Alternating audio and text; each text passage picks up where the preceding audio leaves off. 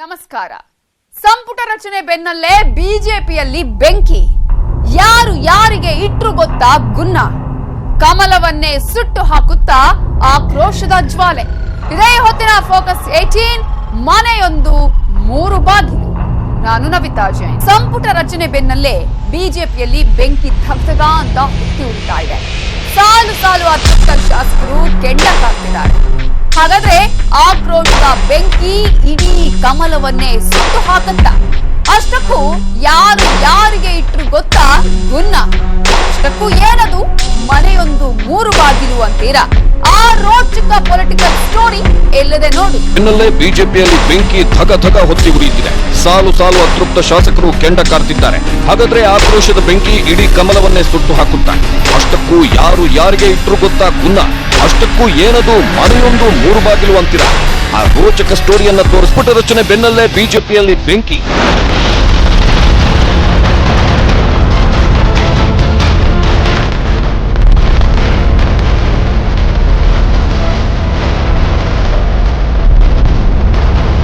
ಅದರಿಂದ ನಮಗೆ ನಿಜವಾಗ್ಲೂ ಕೂಡ ಅಸಮಾಧಾನ ಆಗಿದೆ. ನಾವು ನೋವನ್ನ ಸಿಕ್ಕಿಲ್ಲ ಅನ್ನತಕ್ಕಂಥ ನೋವು ನಮಗೆ ನಾನು ಹೇಳುವಂತ ನೋವಿದೆ.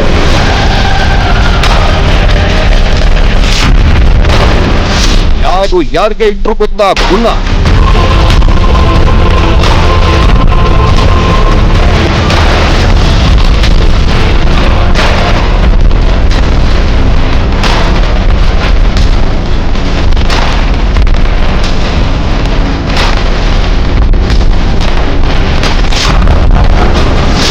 ಕಮಲವನ್ನೇ ಸುಟ್ಟು ಹಾಕುತ್ತಾ ಆಕ್ರೋಶದ ಜ್ವಾಲೆ. 20 ಜನ ಹಿರಿಯರಿದ್ದೀವಿ, ಯಾರೂ ಸಿಕ್ಕಿಲ್ಲ.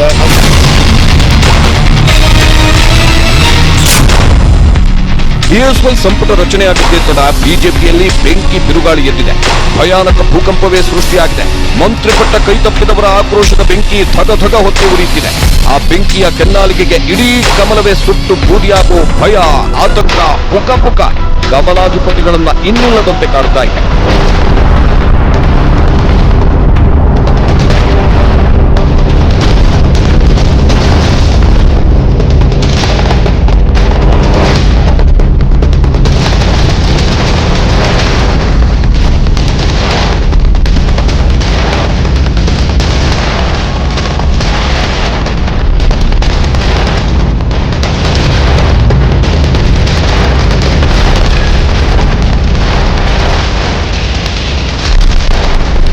ಇವರ ಈ ಆಕ್ರೋಶವನ್ನ ನೋಡಿದ್ರೆ ರಾಜ್ಯ ಬಿಜೆಪಿಯಲ್ಲಿ ಅಲ್ಲೋಲ ಕಲ್ಲೋಲವೇ ಸೃಷ್ಟಿಯಾಗುವ ಭೀತಿ ಎದುರಾಗಿದೆ. ಬಿಎಸ್ವೈ ಸಿಎಂ ಕುರ್ಚಿಗೆ ಕಂಟಕ ಎದುರಾಗುವ ಭೀತಿ ಎದ್ದು ಕಾಣುತ್ತಿದೆ. ಅಷ್ಟೇ ಅಲ್ಲ, ಬಿಜೆಪಿ ಒಡೆದ ಮನೆಯಾಗಿದೆ. ಒಂದಲ್ಲ ಎರಡಲ್ಲ 3 ಬಾಗಿಲು ಓಪನ್ ಆಗಿದೆ. ಅಂದ್ರೆ ಮನೆಯೊಂದು ಮೂರು ಬಾಗಿಲು.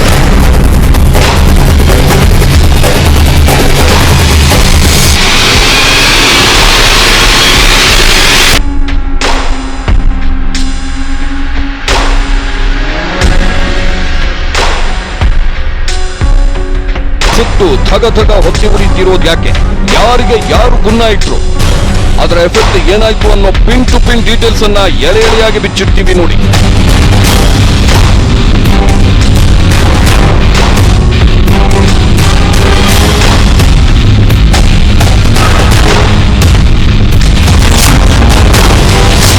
ಮನೆಯೊಂದು ಮೂರು ಬಾಗಿಲು. ಪರಸ್ಪರ ಕಿತ್ತಾಟ, ಮನಸ್ತಾಪ. ಬಿಜೆಪಿ ಒಂದು ಮನೆಯಾದ್ರೆ ಈ ಮನೆಯಲ್ಲಿ ಒಂದಲ್ಲ ಎರಡಲ್ಲ 3 ಬಾಗಿಲಿವೆ. ಮೊದಲ ಬಾಗಿಲು ಬಿಎಸ್ವೈ ಮತ್ತು 17 ನೂತನ ಸಚಿವರ ಟೀಮ್. ಎರಡನೆಯದ್ದು ಸದ್ಯ ಸಚಿವ ಸ್ಥಾನ ಕೈತಪ್ಪಿದ್ದಕ್ಕೆ ಅಸಮಾಧಾನಗೊಂಡಿರೋ ಟೀಮ್. ಮೂರನೆಯದ್ದು ಬಿಜೆಪಿ ಸೇರೋದಕ್ಕಾಗಿ ಶಾಸಕ ಸ್ಥಾನಗಳಿಗೆ ರಾಜೀನಾಮೆ ಕೊಟ್ಟು ಅನರ್ಹಗೊಂಡಿರೋ 17 ಜನರ ಟೀಮ್. ಈ 3 ಟೀಮ್ಗಳ ಮಧ್ಯೆ ಇದೀಗ ಪರಸ್ಪರ ಮನಸ್ತಾಪ, ಆಕ್ರೋಶದ ಬೆಂಕಿ ಧಗ ಧಗ ಅಂತ ಹೊತ್ತಿ ಉರಿಯುತ್ತಿದೆ. ಈ 3 ಟೀಮ್ಗಳಲ್ಲಿರೋ ಎಲ್ಲರಿಗೂ ಬೇಕಾಗಿರೋದು ಒಂದೇ, ಅದುವೇ ಮಂತ್ರಿ ಪಟ್ಟ. ಹಾಗಾದ್ರೆ ಈ 3 ಟೀಮ್ಗಳ ಮಧ್ಯೆ ಬೆಂಕಿ ಧಗ ಧಗ ಅಂತ ಹೊತ್ತಿ ಉರಿಯುತ್ತಿರೋದು ಹೇಗೆ? ಆ ಆಕ್ರೋಶದ ಜ್ವಾಲೆ ಇಡೀ ಕಮಲವನ್ನೇ ಸುಟ್ಟು ಬೂದಿ ಮಾಡುವುದಾದ್ರೂ ಹೇಗೆ ಅನ್ನೋದನ್ನ ತೋರಿಸ್ತೀವಿ. ಆದ್ರೆ ಅದಕ್ಕಿಂತ ಮೊದಲು 17 ಶಾಸಕರು ಬಿಎಸ್ವೈ ಸಂಪುಟ ಸೇರಿದ ಕೂಡಲೇ ಬಿಜೆಪಿಯಲ್ಲಿ ಬೆಂಕಿ ಹೊತ್ತಿಕೊಂಡಿದ್ದು ಹೇಗೆ ಅನ್ನೋದನ್ನ ತೋರಿಸ್ತೀವಿ ನೋಡಿ.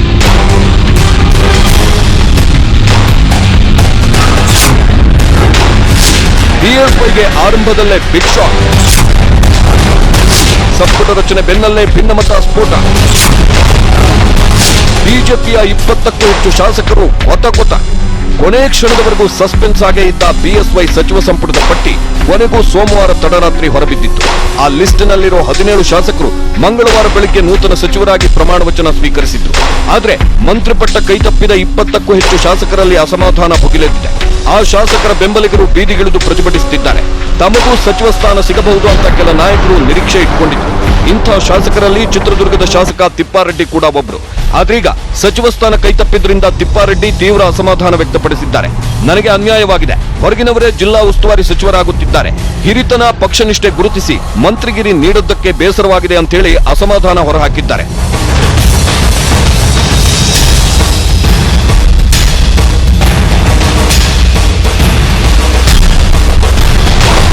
ಸಾವಿರದ 1969ರಿಂದ ರಾಜಕಾರಣದಲ್ಲಿದ್ದೇನೆ. 6 ಸಾರಿ ವಿಧಾನ 6 ಸಾರಿ ಒಟ್ಟು ನಾನು ಶಾಸಕನಾಗಿದ್ದೇನೆ. ಸುಮಾರು ನಮ್ಮ ಜಿಲ್ಲೆ ಒಳಗೆ 15 ವರ್ಷದಿಂದ ಹಿಡಿದು ಇದುವರೆಗೂ ನಮ್ಮ ಜಿಲ್ಲೆಯವರು ಒಬ್ಬರು ಮಂತ್ರಿ ಆಗಿಲ್ಲ. ನಾನು ಕೂಡ 6 ಬಾರಿ ಆಗಿದ್ದೇನೆ. ಹಿರಿಯರ ಒಂದು ಪಟ್ಟಿಯಲ್ಲಿ ನಾನು ಕೂಡ ಇದ್ದೇನೆ. ಆದರೆ ನಮಗೆ ಯಾವುದೇ ಒಂದು ಮೊದಲನೇ ಬಾರಿ ಅದರಲ್ಲಿ ಕೊಡೋದು ತಪ್ಪೇನಿಲ್ಲ. ಆದರೆ ಅನೇಕ ಜನಗಳಿಗೆ ಕೊಟ್ಟಿದ್ದಾರೆ. ಆಮೇಲೆ ಕೆಲವೇ ನಮ್ಮ ಜನಾಂಗಗಳಿಗೆ ನಮಗೆ ಆ ಒಂದು ಅವಕಾಶನೇ ಇಲ್ಲ. ಕೇಳಿದ್ರಲ್ಲ, ಚಿತ್ರದುರ್ಗದ ಬಿಜೆಪಿ ಶಾಸಕ ತಿಪ್ಪಾರೆಡ್ಡಿ ಅವರು ಹೇಳುವುದನ್ನ. ಇವರು 6 ಬಾರಿ ಶಾಸಕರಾಗಿದ್ರು ಸಚಿವ ಸ್ಥಾನ ಸಿಕ್ಕಿಲ್ಲವಂತೆ. ಹೀಗಾಗಿ ಸುಮಾರು 20ಕ್ಕೂ ಹೆಚ್ಚು ಅತೃಪ್ತ ಶಾಸಕರೆಲ್ಲ ಬೆಂಗಳೂರಿನಲ್ಲಿ ಸಭೆ ಸೇರಿ ಈ ಬಗ್ಗೆ ಚರ್ಚಿಸುತ್ತೇವೆ ಅಂತ. ಅಷ್ಟೇ ಅಲ್ಲ, ಬಿಎಸ್ವೈ ಹೈಕಮಾಂಡ್ಗೆ ಮನವರಿಕೆ ಮಾಡಿಕೊಡುತ್ತೀವಿ ಅಂತ ಹೇಳಿದ್ರು. ಅದರಿಂದ ನಮಗೆ ನಿಜವಾಗ್ಲೂ ಕೂಡ ಅಸಮಾಧಾನ ಆಗಿದೆ. ನಾನು ಅದಕ್ಕೆ ಈಗ ಬೆಂಗಳೂರಿಗೆ ತೆರಳ್ತಾ ಇದ್ದೇವೆ. ನಾವು ಹಿರಿಯ ಶಾಸಕರು ಯಾರ್ಯಾರಿದ್ದೀವಿ ಎಲ್ಲರೂ ಜಾತ್ಯತೀತವಾಗಿ ರಾಜ್ಯದ ಮೂಲೆಯಿಂದ ಯಾರು ಹಿರಿಯ ಶಾಸಕರಿದ್ದೀವಿ ನಾವೆಲ್ಲ ಒಂದು ಸಮಾಲೋಚನೆ ಮಾಡಿ ಮುಂದಿನ ನಮ್ಮ ಅನಿಸಿಕೆಗಳೇನು, ನಮ್ಮ ಸಮಸ್ಯೆಗಳನ್ನು ಹೇಗೆ ಬಗೆಹರಿಸುವುದಕ್ಕೆ ಒಂದು ಚರ್ಚೆಯನ್ನು ಮಾಡಬೇಕು ಅಂತೇಳಿ ತೀರ್ಮಾನ ಮಾಡಿದ್ದೇವೆ. ಇತ್ತ ತಮ್ಮ ನಾಯಕ ತಿಪ್ಪಾರೆಡ್ಡಿಗೆ ಸಚಿವ ಸ್ಥಾನ ಕೈತಪ್ಪಿರುವುದರಿಂದ ಆಕ್ರೋಶಗೊಂಡ ಇವರ ಬೆಂಬಲಿಗರು ಚಿತ್ರದುರ್ಗದ ಗಾಂಧಿ ವೃತ್ತದಲ್ಲಿ ಟೈರ್ ಸುಟ್ಟು ಪ್ರತಿಭಟನೆ ನಡೆಸಿದ್ರು. ಈ ಪ್ರತಿಭಟನೆಯನ್ನು ಚದುರಿಸುವುದಕ್ಕೆ ಪೊಲೀಸರು ಲಾಠಿ ಚಾರ್ಜ್ ನಡೆಸಿದ್ರು. ಆದರೂ ಪ್ರತಿಭಟನಾಕಾರರು ಬಗ್ಗದಿದ್ದಾಗ ಕೊನೆಗೆ ಪ್ರತಿಭಟನಾಕಾರರನ್ನು ಬಂಧಿಸಿದ್ರು.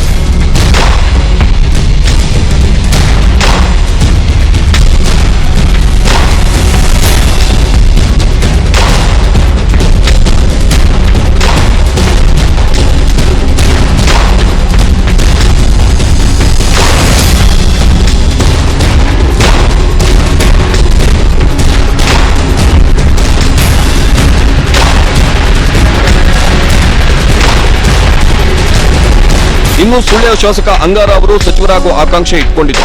ಆದ್ರೆ ಇವರಿಗೂ ಕೂಡ ತೀವ್ರ ನಿರಾಸೆಯಾಗಿದೆ. ಇದರಿಂದ ಸುಳ್ಯ ಬಿಜೆಪಿ ನಾಯಕರಿಂದ ಅಸಹಕಾರ ಚಳುವಳಿ ನಡೆಯಿತು. ಸುಳ್ಯ ದಕ್ಷಿಣ ಕನ್ನಡ ಜಿಲ್ಲೆ ಜನರಿಗೆ ಅನ್ಯಾಯವಾಗಿದೆ ಅಂತ ಆಕ್ರೋಶ ವ್ಯಕ್ತಪಡಿಸಿದ್ರು. ನಾವು ನೋವನ್ನ ಸಿಕ್ಕಿಲ್ಲ ಅನ್ನತಕ್ಕಂಥ ನೋವು ನಾನು ಹೇಳುವಂತ ಇಷ್ಟೇ ನೋವಿದೆ. ಆದ್ರೆ ಅದನ್ನ ಗುರುತಿಸಿ ಆ ರೀತಿಯ ಒಂದು ಅವಕಾಶವನ್ನು ಕೊಡುವಂಥದ್ದು ಸಂಘಟನೆಯ ಪ್ರಮುಖರು ಮಾಡಬೇಕು. ಇವರಷ್ಟೇ ಅಲ್ಲ, ಹೊನ್ನಾಳಿ ಶಾಸಕ ಮತ್ತು ಮಾಜಿ ಸಚಿವ ರೇಣುಕಾಚಾರ್ಯ, ಶಾಸಕ ಬಾಲಚಂದ್ರ ಜಾರಕಿಹೊಳಿ, ಕೆಜಿ ಬೋಪಯ್ಯ ಅವರು ಕೂಡ ಸಚಿವ ಸ್ಥಾನ ಕೈತಪ್ಪಿದ್ದಕ್ಕೆ ಬೇಸರ ಮಾಡಿಕೊಂಡಿದ್ದಾರೆ.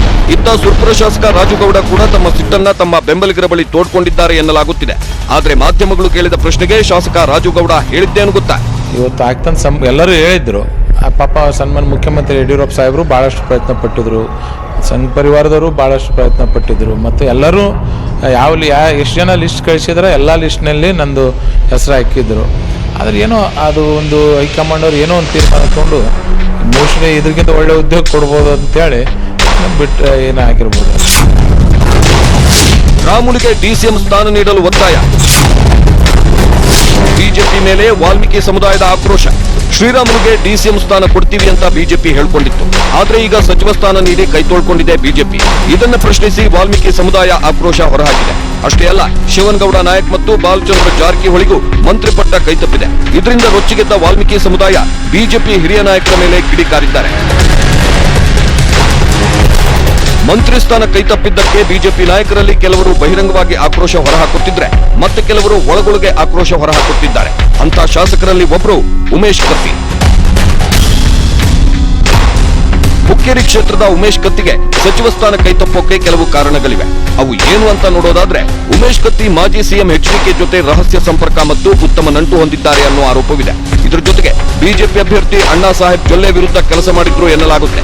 ಅಷ್ಟೇ ಅಲ್ಲ, ಮೇಲ್ನೋಟಕ್ಕೆ ಬಿಎಸ್ವೈ ಪರ ಇದ್ರು ಬಿಎಸ್ವೈಗೆ ಸಂಪನ್ಮೂಲ ಒದಗಿಸದೆ ಇರೋದು ಕೂಡ ಇವರಿಗೆ ಈ ಸಲ ಮಂತ್ರಿ ಪಟ್ಟ ಮಿಸ್ ಆಗೋಕೆ ಕಾರಣ ಎನ್ನಲಾಗುತ್ತಿದೆ. ಈ ಸಲ ಶಾಸಕರಲ್ಲದಿದ್ರೂ ಈ ಭಾಗದಲ್ಲಿ ಮಾಜಿ ಸಚಿವ ಲಕ್ಷ್ಮಣ ಸವದಿಗೆ ಸಚಿವ ಸ್ಥಾನ ನೀಡಿದ್ದಾರೆ. ಆ ಮೂಲಕ ಉಮೇಶ್ ಕತ್ತಿಯನ್ನ ಹಣಿಯೋ ಯತ್ನ ನಡೆಯುತ್ತಿದೆ ಎನ್ನಲಾಗುತ್ತಿದೆ. ಇದರಿಂದ ಉಮೇಶ್ ಕತ್ತಿ ತೀವ್ರ ಬೇಸರ ವ್ಯಕ್ತಪಡಿಸಿದ್ದಾರೆ. 8 ಬಾರಿ ಗೆದ್ದಿದ್ರೂ ನನ್ನನ್ನ ಕಡೆಗಣಿಸಿದ್ದಾರೆ ಅಂತ ತಮ್ಮ ಆಪ್ತರ ಬಳಿ ಹೇಳಿಕೊಂಡಿದ್ದಾರೆ.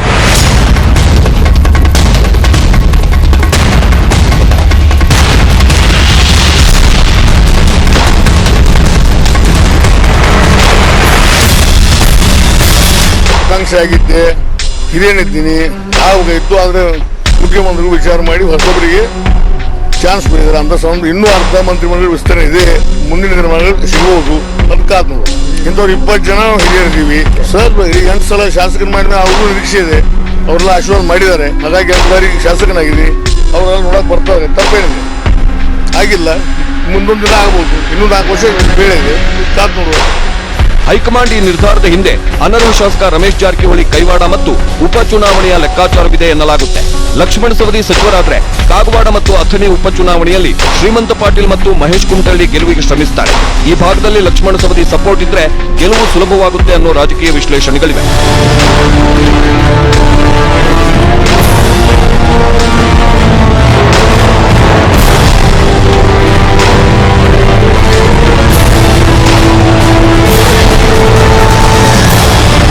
ಇನ್ನು ದತ್ತಾತ್ರೇಯ ಪಾಟೀಲ್ ರೇವೂರ್ ಮತ್ತು ಎಎಸ್ ನಡಹಳ್ಳಿ ಅವರಿಗೂ ಈ ಸಲ ಮಂತ್ರಿ ಪಟ್ಟ ಕೈತಪ್ಪಿದೆ. ಹೀಗಾಗಿ ಬೆಂಗಳೂರಿನ ಡಾಲರ್ಸ್ ಕಾಲನಿಯಲ್ಲಿರೋ ಬಿಎಸ್ವೈ ಮನೆಗೆ ಭೇಟಿ ನೀಡಿ ಸಿಎಂ ಜೊತೆ ಚರ್ಚೆ ನಡೆಸಿದ್ರು.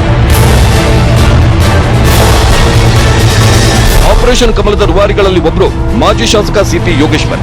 ಹೀಗಾಗಿ ಇವರು ಈ ಸಲ ಸಚಿವನಾಗುವುದು ಗ್ಯಾರಂಟಿ ಅನ್ನೋ ವಿಶ್ವಾಸ ಹೊಂದಿದ್ರು. ಆದ್ರೆ ಇವರ ಆಸೆಗೆ ಹೈಕಮಾಂಡ್ ತಣ್ಣೀರೆಚ್ಚಿದೆ. ಇದರಿಂದ ತೀವ್ರ ಅಸಮಾಧಾನಗೊಂಡ ಯೋಗೇಶ್ವರ್ ಅವರು ಸಿಎಂ ಬಿಎಸ್ವೈ ನಡೆಯ ಬಗ್ಗೆ ಬೇಸರ ವ್ಯಕ್ತಪಡಿಸಿದ್ದಾರೆ ಎನ್ನಲಾಗುತ್ತಿದೆ. ಇದರ ಮಧ್ಯೆ ರಾಮದಾಸ್, ಬಾಲಚಂದ್ರ ಜಾರಕಿಹೊಳಿ, ಉಮೇಶ್ ಕತ್ತಿ ಮತ್ತು ಅರವಿಂದ್ ಲಿಂಬಾವಳಿ ತಮಗೂ ಮಂತ್ರಿಗಿರಿ ಬೇಕು ಅಂತ ಲಾಬಿ ಶುರು ಮಾಡುತ್ತಿದ್ದಾರೆ.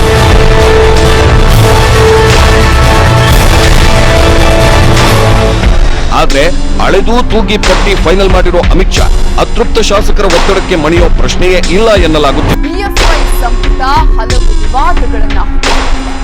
ಜಾತಿ ಪ್ರಾಂತೀಯತೆಯ ವಿಚಾರದಲ್ಲಿ ತಾರತಮ್ಯ ಬೆಳೆಸಲಾಗಿದೆ ಅನ್ನೋ ಕೂಗು ಕೇಳಿ ಬರ್ತಾ ಇದೆ. ಹಾಗಾದ್ರೆ ಬಿಎಸ್ವೈ ಸಂಪುಟದಲ್ಲಿ ಎದ್ದು ಕಾಣೋ ಆ ಭಿನ್ನತೆಗಳೇನು? ಮಂತ್ರಿ ಪಟ್ಟ ಸಿಗದ 20ಕ್ಕೂ ಹೆಚ್ಚು ಅತೃಪ್ತ ಶಾಸಕರು ಬಂಡಾಯದ ಬಾವುಟ ಹಾರಿಸ್ತಾರ? ಎಲ್ಲಿದೆ ನೋಡಿ ಪಿನ್ ಡೀಟೇಲ್ಸ್.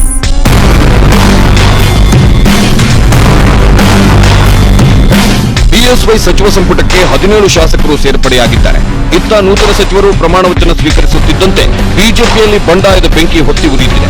20ಕ್ಕೂ ಹೆಚ್ಚು ಶಾಸಕರು ರೆಬೆಲ್ ಆಗಿದ್ದಾರೆ. ಹಾಗಾದ್ರೆ ಉತ್ತರ ಕರ್ನಾಟಕಕ್ಕೆ ಅನ್ಯಾಯ ಆಗಿದೆ, ಜಾತಿ ಪ್ರಾಂತೀಯತೆಯ ವಿಚಾರದಲ್ಲೂ ತಾರತಮ್ಯ ಎಸಗಲಾಗಿದೆ ಅನ್ನೋ ಮಾತುಗಳು ಕೇಳಿ ಬರ್ತಿವೆ. ಹಾಗಾದ್ರೆ ಬಿಎಸ್ವೈ ಸಂಪುಟ ಸೇರಿರೋ 17 ಶಾಸಕರು ಯಾರ್ಯಾರು ಗೊತ್ತಾ? ಅದನ್ನೀಗ ತೋರಿಸ್ತೀವಿ ನೋಡಿ. ಗೋವಿಂದ ಕಾರಜೋಳ ಪ್ರಬಲ ದಲಿತ ಮುಖಂಡ. ಉತ್ತರ ಕರ್ನಾಟಕ ಭಾಗದ ಕೋಟಾದಲ್ಲಿ ಇವರಿಗೂ ಸಚಿವ ಸ್ಥಾನ ಒಲಿದಿದೆ. ಈ ಸಲ ಇವರಿಗೆ ಕನ್ನಡ ಮತ್ತು ಸಂಸ್ಕೃತಿ ಇಲಾಖೆ ಖಾತೆ ಸಿಗೋ ಸಾಧ್ಯತೆ ಇದೆ. ಇನ್ನು ಮಲ್ಲೇಶ್ವರಂ ಶಾಸಕ doctor C Ashwath Narayan operation ಕಮಲದ ರೂವಾರಿಗಳಲ್ಲಿ ಒಬ್ಬರು. ಇವರಿಗೆ ಆರೋಗ್ಯ ಮತ್ತು ಕುಟುಂಬ ಕಲ್ಯಾಣ ಖಾತೆ ನೀಡಬಹುದು ಎನ್ನಲಾಗುತ್ತಿದೆ. ಅಥಣಿ ಕ್ಷೇತ್ರದ ಮಾಜಿ ಶಾಸಕ ಲಕ್ಷ್ಮಣ ಸವದಿ ಅವರಿಗೂ ಈ ಸಲ ಬಿಎಸ್ವೈ ಸಂಪುಟದಲ್ಲಿ ಸ್ಥಾನ ಸಿಕ್ಕಿದೆ. ಇವರಿಗೆ ಗ್ರಾಮೀಣಾಭಿವೃದ್ಧಿ ಇಲಾಖೆ ಸಿಗಬಹುದು ಅಂತ ಹೇಳಲಾಗುತ್ತಿದೆ. ಈ ಹಿಂದೆ ಡಿಸಿಎಂ ಆಗಿದ್ದ ಕೆಎಸ್ ಈಶ್ವರಪ್ಪನವರಿಗೂ ಸಚಿವ ಸ್ಥಾನ ಸಿಕ್ಕಿದ್ದು ಇಂಧನ ಇಲಾಖೆ ಸಿಗೋ ಸಾಧ್ಯತೆ ಇದೆ. ಮತ್ತು ಸಾರಿಗೆ ಇಲಾಖೆ ಖಾತೆ ನಿಭಾಯಿಸಿ ಅಶೋಕ್ಗೆ ಈ ಸಲ ಗೃಹ ಖಾತೆ ಒದಗಿ ಬರಲಿದೆ ಎನ್ನಲಾಗುತ್ತಿದೆ. ಅದೇ ರೀತಿ ಮಾಜಿ ಸಿಎಂ ಜಗದೀಶ್ ಶೆಟ್ಟರ್ ಅವರಿಗೂ ಸಚಿವ ಸ್ಥಾನ ಒಲಿದಿದ್ದು ಇವರಿಗೆ ಕಂದಾಯ ಖಾತೆ ಸಿಗೋ ಸಾಧ್ಯತೆ ಇದೆ. ಇನ್ನು ಬಿಜೆಪಿ ಸರ್ಕಾರ ಅಸ್ತಿತ್ವಕ್ಕೆ ಬಂದ್ರೆ ಶ್ರೀರಾಮುಲು ಡಿಸಿಎಂ ಆಗೋದು ಪಕ್ಕಾ ಅಂತಿದ್ರು. ಆದ್ರೆ ಸಚಿವ ಸ್ಥಾನ ನೀಡಿರೋ ಹೈಕಮಾಂಡ್ ಇವರಿಗೆ ಅಬಕಾರಿ ಮತ್ತು ಸಮಾಜ ಕಲ್ಯಾಣ ಖಾತೆ ನೀಡುವ ಸಾಧ್ಯತೆ ಇದೆ. ಇನ್ನು ಬೆಂಗಳೂರಿನ ಪ್ರಭಾವಿ ಬಿಜೆಪಿ ಮುಖಂಡ ಬ್ರಾಹ್ಮಣ ಸಮುದಾಯವನ್ನ ಪ್ರತಿನಿಧಿಸುವ ಸುರೇಶ್ ಕುಮಾರ್ ಅವರಿಗೂ ಮಂತ್ರಿ ಪಟ್ಟ ಒಲಿದಿದೆ. ಇವರಿಗೆ ವೈದ್ಯಕೀಯ ಶಿಕ್ಷಣ ಇಲಾಖೆ ಖಾತೆ ಒಲಿಯುತ್ತೆ ಅಂತ ಹೇಳಲಾಗುತ್ತಿದೆ. ಅದೇ ರೀತಿ ಲಿಂಗಾಯತ ಸಮುದಾಯದ ಹಿರಿಯ ಮುಖಂಡ ವಿ ಸೋಮಣ್ಣ ಅವರಿಗೆ ಈ ಸಲ ವಸತಿ ಖಾತೆ ಸಿಗೋದು ಪಕ್ಕಾ ಎನ್ನಲಾಗುತ್ತಿದೆ. ಅದೇ ರೀತಿ ಒಕ್ಕಲಿಗ ಮುಖಂಡ ಸಿಟಿ ರವಿ ಅವರಿಗೆ ಪ್ರಾಥಮಿಕ ಮತ್ತು ಪ್ರೌಢ ಶಿಕ್ಷಣ ಖಾತೆ ಸಿಕ್ಕರೆ, ಲಿಂಗಾಯತ ಮುಖಂಡ ಬಸವರಾಜ ಬೊಮ್ಮಾಯಿ ಅವರಿಗೆ ನೀರಾವರಿ ಇಲಾಖೆ ಸಿಗೋ ಸಾಧ್ಯತೆ ಇದೆ. ವಿಧಾನ ಪರಿಷತ್ ಕೋಟಾದಿಂದ ಕೋಟಾ ಶ್ರೀನಿವಾಸ್ ಪೂಜಾರಿಗೆ ಸಂಪುಟದಲ್ಲಿ ಅವಕಾಶ ಸಿಕ್ಕಿದೆ. ಇವರಿಗೆ ಬಂದರು ಒಳನಾಡು ಇಲಾಖೆ ಒಲಿಯುತ್ತೆ ಅಂತ ಹೇಳಲಾಗುತ್ತಿದೆ. ಇನ್ನು ಕಾನೂನು ವಿಷಯದಲ್ಲಿ ಪ್ರತಿಪಕ್ಷಗಳ ಮೇಲೆ ಮುಗಿಬೀಳೋ ಮಾಧುಸ್ವಾಮಿ ಅವರಿಗೂ ಸಚಿವ ಸ್ಥಾನ ಒಲಿದಿದ್ದು ಕಾನೂನು ಮತ್ತು ಸಂಸದೀಯ ಪಕ್ಕ ಅಂತ ಹೇಳಲಾಗುತ್ತಿದೆ. ಅದೇ ರೀತಿ ನರಗುಂದ ಕ್ಷೇತ್ರದ ಬಿಎಸ್ವೈ ಆಪ್ತ ಸಿಸಿ ಪಾಟೀಲ್ ಅವರಿಗೂ ಸಚಿವ ಸ್ಥಾನ ಸಿಕ್ಕಿದೆ.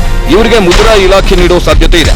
ಇನ್ನು ಪಕ್ಷೇತರ ಶಾಸಕ ಎಚ್ ನಾಗೇಶ್ ಅವರಿಗೂ ದಲಿತ ಕೋಟಾದಲ್ಲಿ ಸಚಿವ ಸ್ಥಾನ ಸಿಕ್ಕಿದ್ದು ಈ ಸಲ ಯುವಜನ ಸೇವೆ ಮತ್ತು ಕ್ರೀಡಾ ಇಲಾಖೆ ಒಲಿಯುವ ಸಾಧ್ಯತೆ ಇದೆ. ಹಾಗೆಯೇ ಬೀದರ್ನ ಔರಾದ್ ಕ್ಷೇತ್ರದ ಶಾಸಕ ಪ್ರಭು ಚವ್ಹಾಣ್ ಅವರಿಗೂ ಮಂತ್ರಿಯಾಗುವ ಭಾಗ್ಯ ಒಲಿದಿದೆ. ಕೊನೆಯದಾಗಿ ಮಹಿಳಾ ಕೋಟಾದಲ್ಲಿ ಶಶಿಕಲಾ ಜೊಲ್ಲೆಯು ಮಂತ್ರಿಯಾಗಿದ್ದು ಇವರಿಗೆ ಮಹಿಳಾ ಮತ್ತು ಮಕ್ಕಳ ಕಲ್ಯಾಣ ಇಲಾಖೆಯನ್ನು ನೀಡುವ ಸಾಧ್ಯತೆ ಇದೆ. ಅಷ್ಟೇ ಅಲ್ಲ, ಸಂಪುಟ ರಚನೆ ವಿಚಾರದಲ್ಲಿ ಪ್ರಾಂತೀಯತೆಯನ್ನು ಕಡೆಗಣಿಸಲಾಗಿದೆ ಅನ್ನೋ ಮಾತುಗಳು ಕೇಳಿ ಬರ್ತಾ ಇವೆ. ಬೆಂಗಳೂರು ನಗರದಲ್ಲಿ ಆರ್ ಅಶೋಕ್, ಸುರೇಶ್ ಕುಮಾರ್, ವಿ ಸೋಮಣ್ಣ ಮತ್ತು ಅಶ್ವಥ್ ನಾರಾಯಣ್ ಅವರಿಗೆ ಮಂತ್ರಿಗಿರಿ ನೀಡಲಾಗಿದೆ. ಅಂದ್ರೆ ಒಟ್ಟು 4 ಸಚಿವರು ಬೆಂಗಳೂರಿನವರೇ ಆಗಿದ್ದಾರೆ. ಹೀಗಾಗಿ ಉತ್ತರ ಕರ್ನಾಟಕ ಭಾಗಕ್ಕೆ ಅನ್ಯಾಯವಾಗಿದೆ ಅನ್ನೋದು ಮಂತ್ರಿ ಪಟ್ಟ ಕೈತಪ್ಪಿದವರ ಬೆಂಬಲಿಗರ ಆಕ್ರೋಶ. ಹೀಗಾಗಿ ಕಲಬುರಗಿ, ಹುಬ್ಬಳ್ಳಿ, ಧಾರವಾಡ ಸೇರಿದಂತೆ ಉತ್ತರ ಕರ್ನಾಟಕದ ನಾಯಕರು ಬಂಡಾಯದ ಬಾವುಟ ಹಾರಿಸುವ ಸಾಧ್ಯತೆ ಇದೆ.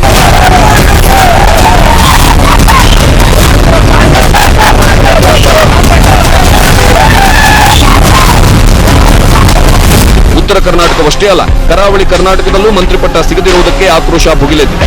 ಈ ಬಗ್ಗೆ ಮಾಜಿ ಸಿಎಂ ಸಿದ್ದರಾಮಯ್ಯ ಹೇಳುವುದೇನು ಗೊತ್ತಾ?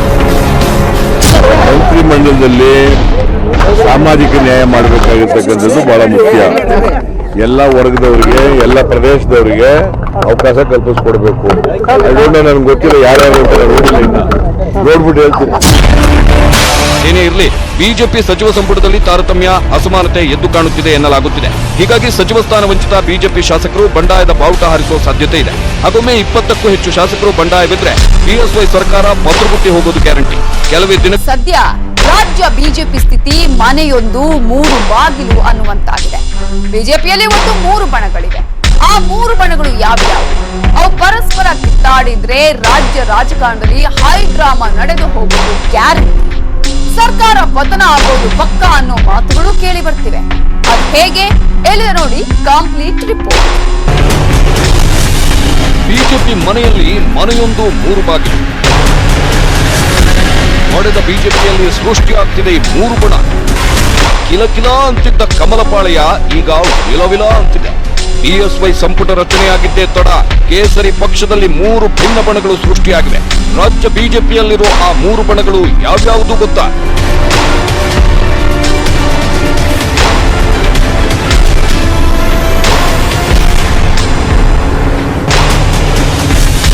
ಬಣ ನಂಬರ್ 1, ಮೈತ್ರಿ ಮುರಿದು ಅನರ್ಹ ಆಗಿರುವವರ ಬಣ. ಬಣ ನಂಬರ್ 2, ಸಚಿವ ಸ್ಥಾನ ಸಿಗದ ಅತೃಪ್ತ ಬಿಜೆಪಿ ಶಾಸಕರ ಬಣ. ನಂಬರ್ 3, ಸಂಪುಟ ಸೇರ್ಪಡೆಯಾದ 17 ಸಚಿವರ ಬಣ. ಈ 3 ಬಣಗಳ ಮಧ್ಯೆ ಪರಸ್ಪರ ಕಿತ್ತಾಟ, ಮನಸ್ತಾಪಗಳು ಸೃಷ್ಟಿಯಾಗಿವೆ. ಮೈತ್ರಿ ಸರ್ಕಾರ ಮುರಿದು ಅನರ್ಹರಾಗಿರೋ ಬಣದಲ್ಲಿರೋ ಶಾಸಕರ ಕಾನೂನು ಹೋರಾಟಕ್ಕೆ ಬಿಜೆಪಿ ನಾಯಕರು ಸಾಥ್ ಕೊಡ್ತಾ ಇಲ್ಲ. ಮೈತ್ರಿ ಮುರಿಸೋ ಟೈಮ್ನಲ್ಲಿ ಇದ್ದ ಆಸಕ್ತಿ ಈಗ ಕಾಣ್ತಿಲ್ಲ ಅಂತ ಹೇಳಿ ಅನರ್ಹ ಶಾಸಕರು ಆಕ್ರೋಶ ವ್ಯಕ್ತಪಡಿಸುತ್ತಿದ್ದಾರೆ. ಎಲ್ಲವನ್ನ ನೋಡಿದ್ರೆ ಈ ಹಿಂದೆ ಡಿಕೆಶಿ ಮತ್ತು ಸಿದ್ದರಾಮಯ್ಯ ಹೇಳಿದ ಮಾತುಗಳು ನಿಜವಾಗ್ತವ ಅನ್ನೋ ಅನುಮಾನಗಳು ಹುಟ್ಕೊಂಡಿವೆ. ಆದ್ರೆ ಇರ್ತಾರೆ ಅಂತ ಗ್ಯಾರಂಟಿ ಇಲ್ಲ. ಯಾಕಂತಂದ್ರೆ ಇವರು ತೃಪ್ತರೋ ಅವ್ರ ಕಟ್ಟಿನ ಸರ್ಕಾರ ಮಾಡೋದು ಇವರು. ಆಗಕ್ಕಾಗತ್ತೆ ನಿಮಗೆ ಸ್ಟೇಬಲ್ ಗೌರ್ಮೆಂಟ್ ಕೊಡಕ್ಕಾಗತ್ತೆ, ಸ್ಥಿರ ಸರ್ಕಾರ ಕೊಡಕ್ಕಾಗತ್ತಾ? ಸ್ಥಿರ ಸರ್ಕಾರ ಕೊಡ್ಲಿಕ್ಕೆ ಸಾಧ್ಯನೇ ಇಲ್ಲ. ಬಾಂಬೆ ಫ್ರೆಂಡ್ಸ್ ಹೇಳ್ತಾ ಇದ್ದೀನಿ, ತೃಪ್ತರ ಹೇಳ್ತಾ ಇದ್ದೀನಿ, ಸಂತೃಪ್ತರ ಹೇಳ್ತಾ ಇದ್ದೀನಿ. ಅವ್ರನ್ನ ನೀವು ಮಂತ್ರಿ ಮಾಡೋಕ್ಕಾಗುದಿಲ್ಲ. ಇವನ್ ಎಂಜಾಯ್ ಪವರ್, ಅಟ್ಲೀಸ್ಟ್ ಬೇರೆಯವ್ರಿಗೆಲ್ಲ ಶೇರ್ ಆಗ್ತದೆ. ಹೇಳಿದ್ರಲ್ಲ, ಸಿದ್ದರಾಮಯ್ಯ ಮತ್ತು ಡಿಕೆಶಿ ಹೇಳಿದ್ದನ್ನ ಅನರ್ಹ ಶಾಸಕರು ಮಂತ್ರಿಗಳು ಆಗೋದೇ ಇಲ್ಲವಂತೆ. ಸದ್ಯ ಅನರ್ಹ ಶಾಸಕರ ಸ್ಥಿತಿ 1 ತಿಂಗಳಿಂದ ಅತಂತ್ರವಾಗೇ ಇದೆ. ಇತ್ತ 17 ಶಾಸಕರನ್ನ ಸಂಪುಟಕ್ಕೆ ಸೇರಿಸಿಕೊಂಡಿರೋ ಬಿಎಸ್ವೈ ಮತ್ತೊಂದು ಟೀಮ್ ಕಟ್ಕೊಂಡಿದ್ದಾರೆ. ಹೀಗಾಗಿ ಬಿಜೆಪಿಯಲ್ಲಿ 20ಕ್ಕೂ ಹೆಚ್ಚು ಜನ ಅತೃಪ್ತ ಶಾಸಕರ ಮತ್ತೊಂದು ಟೀಮ್ ರೆಡಿಯಾಗಿದೆ. ಒಂದೊಮ್ಮೆ 17 ಅನರ್ಹ ಶಾಸಕರು ಉಪಚುನಾವಣೆಯಲ್ಲಿ ಗೆದ್ದು ಬಂದ್ರೆ ಆಗ ಮತ್ತಷ್ಟು ಫಜೀತಿ ಆಗುವುದು ಪಕ್ಕ ಅನ್ನೋ ರಾಜಕೀಯ ವಿಶ್ಲೇಷಣೆಗಳಿವೆ. ಏನೇ ಇರಲಿ, ಬಿಎಸ್ವೈ ಸಿಎಂ ಆಗಿದ್ರೂ ಸಂಪುಟ ವಿಸ್ತರಣೆಯ ಸಂಪೂರ್ಣ ಹೊಣೆ ಕೇಂದ್ರದ ನಾಯಕರ ಕೈಯಲ್ಲಿದೆ. ಹೀಗಾಗಿ ಮುಂದೆ ಎದುರಾಗುವ ಭಿನ್ನಮತ ಮತ್ತು ಬಂಡಾಯವನ್ನ ಅಮಿತ್ ಶಾ ಹೇಗೆ ನಿಭಾಯಿಸುತ್ತಾರೆ ಅನ್ನೋದೇ ಯಕ್ಷ ಪ್ರಶ್ನೆ. ನೋಡಿದ್ರಲ್ಲ ಬಿಜೆಪಿಯಲ್ಲಿರೋ 3 ಬಣಗಳನ್ನ. ಈ 3 ಬಣಗಳನ್ನ ಬಿಎಸ್ವೈ ಮತ್ತು ಬಿಜೆಪಿ ಹೈಕಮಾಂಡ್ ಹೇಗೆ ನಿಭಾಯಿಸುತ್ತೆ? ಮನೆಯೊಂದು 3 ಬಾಗಿಲಂತಾಗತ್ತಾ ಬಿಜೆಪಿಯ ಈ ಸ್ಥಿತಿ? ಎಲ್ಲ ಪ್ರಶ್ನೆಗಳಿಗೆ ಕಾಲವೇ ಉತ್ತರ ನೀಡಲಿದೆ. ಇದೇ ಹೊತ್ತಿನ ಫೋಕಸ್ 18. ನೋಡ್ತಾ ಇರಿ ನ್ಯೂಸ್ 18 ಕನ್ನಡ. ಜಾಲ ನಮ್ಮದು, ಬಲ ನಿಮ್ಮದು.